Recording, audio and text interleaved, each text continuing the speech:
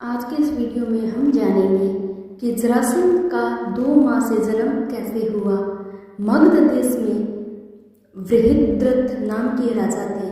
उनकी 2 पत्नियां थीं, लेकिन उन्हें कोई संतान नहीं थी। एक दिन संतान की चाह में राजा बृहद्रथ महात्मा चंद्रकोशिक के पास गए और सेवा कर उन्हें संतुष्ट किया।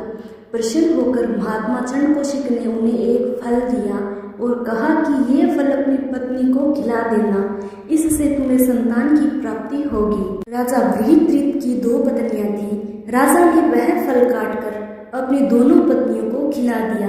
समय आने पर दोनों रानियों के गर्भ से शिशु के शरीर का एक एक टुकड़ा पैदा हुआ। रानियों ने घबराकर शिशु के दोनों जीवित टुकड़ों को बाहर फेंक दिया। उसी समय वहां से एक राक्षसी गुजरी। उसका नाम जरा था। जब उसने जीवित शिशु के 2 टुकड़ों को देखा तो अपनी माया से उन दोनों टुकड़ों को जोड़ दिया और वह शिशु एक हो गया। एक शरीर होते ही वह शिशु जोर जोर से रोने लगा।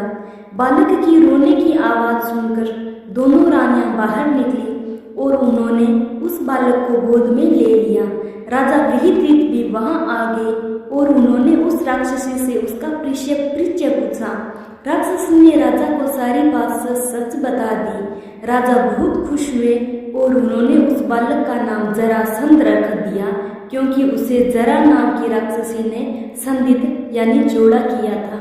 जरासंध का वध। जरासंध का वध करने के लिए भगवान श्री कृष्ण ने योजना बनाई। योजना के अनुसार श्री कृष्ण, भीम व अर्जुन ब्राह्मण का वेश बनाकर जरासंध के पास गए और उसे कुश्ती के लिए ललकारा। जरासंध समझ गया था कि ये ब्राह्मण नहीं है। जरासंध के कहने पर श्री कृष्ण ने अपना वास्तविक परिचय दिया।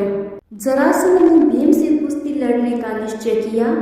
राजा जरासंध और भीम का युद्ध कार्तिक कृष्ण प्रतिपदा से 13 दिन तक लगातार चलता रहा। 14वें दिन भीम ने श्री कृष्ण का इशारा समझकर जरासंध के शरीर के 2 टुकड़े कर दिए। जरासंध भगवान श्री कृष्ण के मामा कंस का ससुर था।